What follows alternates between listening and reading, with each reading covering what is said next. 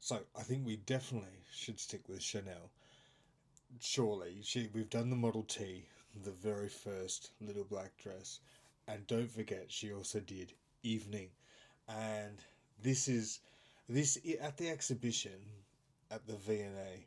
This was in the same room, so you had the day dress over there, and then over here you had evening dresses, all sort of swooning together in their own case, but in the same room, and they're just it's like her suits. The suits in the day were very practical, and then the suits for night, they just had so much more embellishment. And that practicality, it's still there.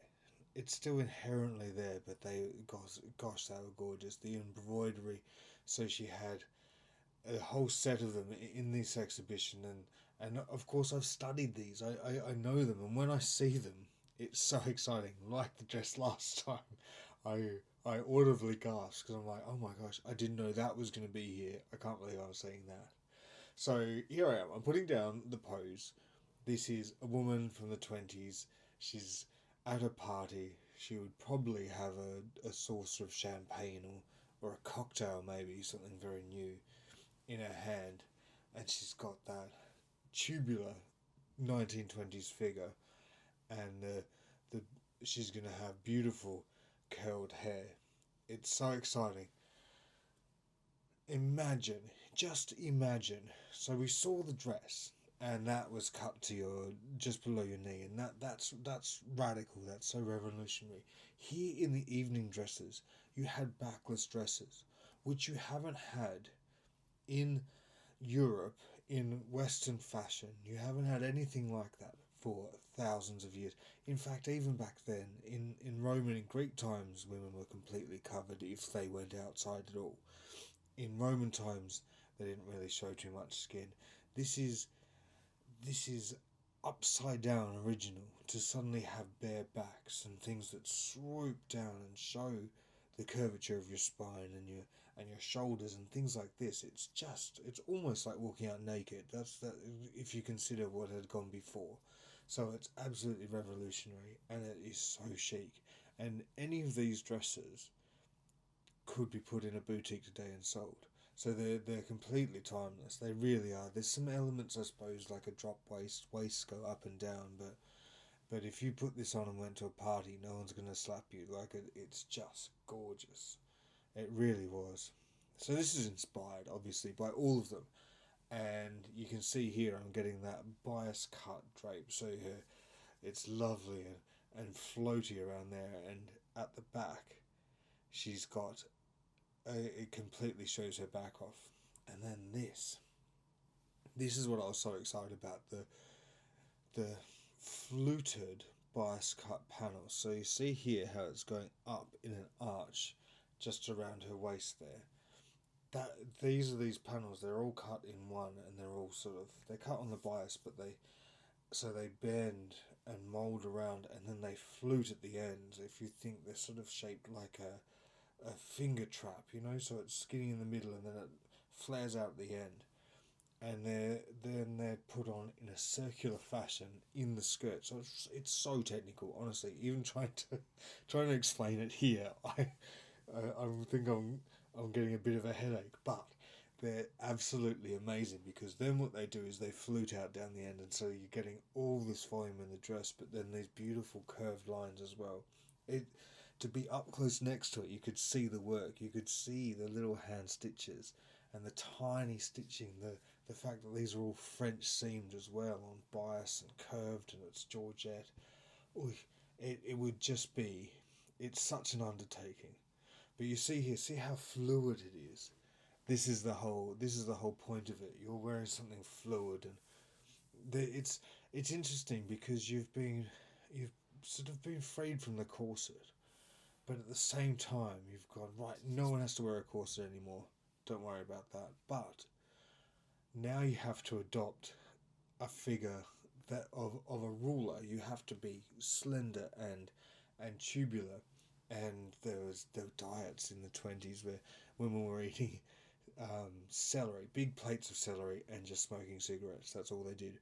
So there was a liberation, but then there was, as always with liberation, comes restriction. Every single time, in fact, every time in fashion and in social history, you see, the women's liberation movement, and then straight after that, you've got platforms in the Heian period. So the 1000s, the 11th century in Japan, women can divorce, and they're writing the first novel that's ever been done, but they've got trousers and clothes that make it impossible for them to move.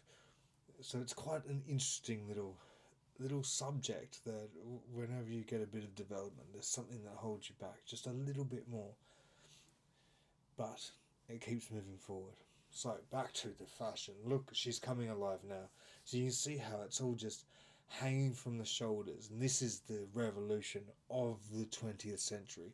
Before then, clothes were made from the waist up, so everything was held at the waist on your corset or your stays and things like that, and then they went up and over your shoulders, and you had puffy sleeves. Think of Victorian things, leg of mutton sleeves and everything. It all comes from the waist. It comes from the waist and goes up, and then it goes from the waist and goes out, like in the 50s and the late 40s with Dior's new look. That's referencing the Victorian era and the Edwardian era, when stuff was made from the waist.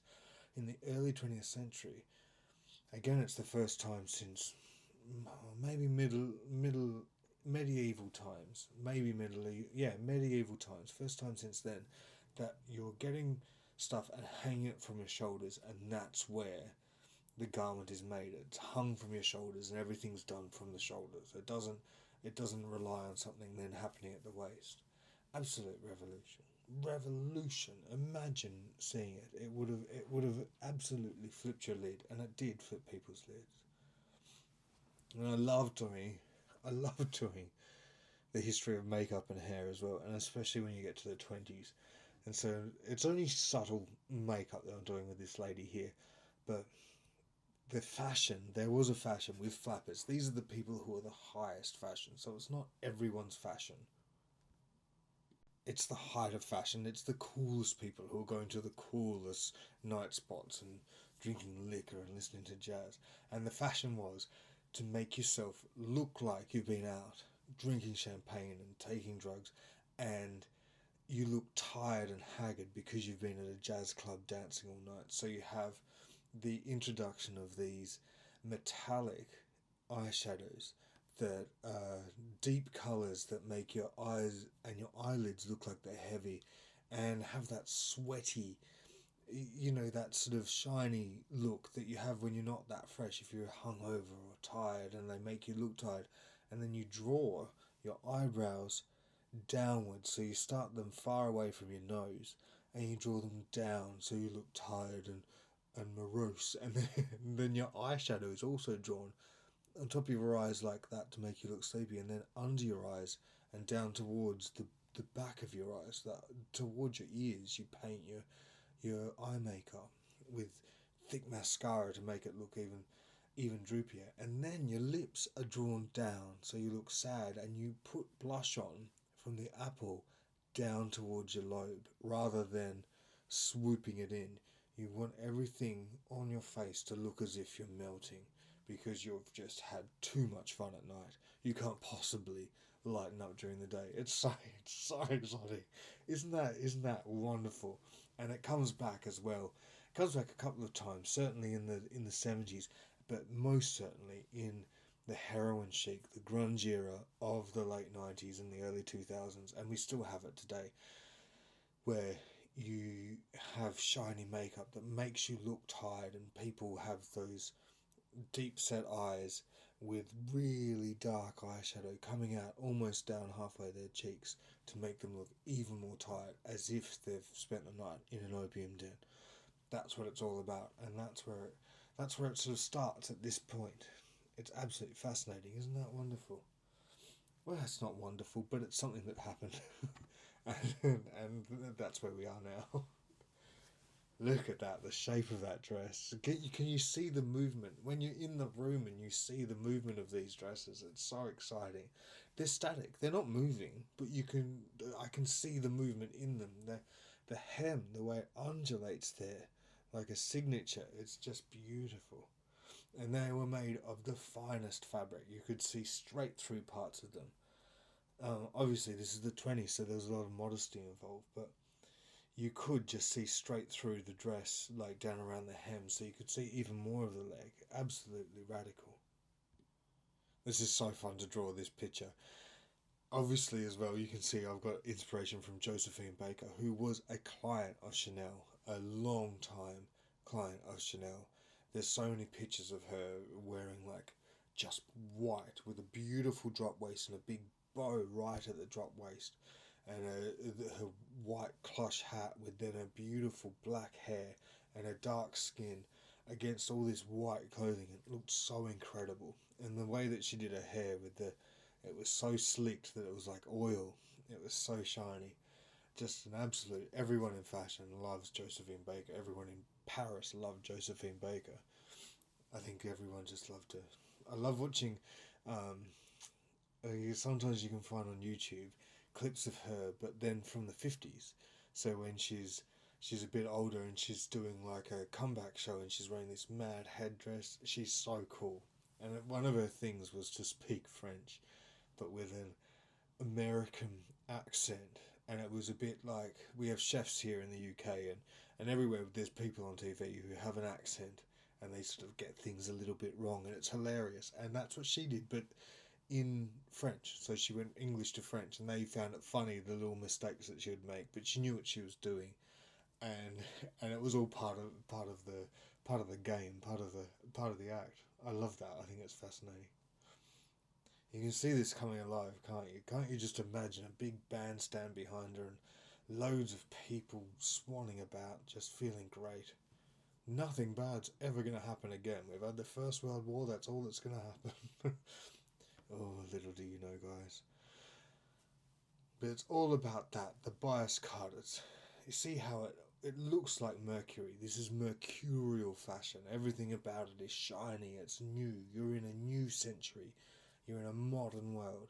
And your eye makeup has metal in it. You've got gloss lips. Your clothes are made of satin. You've got jewels on, and you've got fake jewels. That was a big thing that Chanel did, was the costume jewellery. And I'm sure I'll do another drawing where I've got loads of costume jewellery, because there's a whole section to that, and I love the costume jewellery at Chanel. It's absolutely fabulous. But this was one of the first times that people really wore that out. If you didn't have jewellery before and it wasn't real, you wouldn't have worn it. And now you could buy costume jewellery, you'd mix it with some good jewellery, and you could wear as much as you wanted. So that's the idea of the flapper with loads of necklaces. That's that. It's sort of some real pearls, some imitation pearls, which I think were invented around that time, and imitation jewels, but then you still wore diamond earrings with it. It's just a complete mix mash.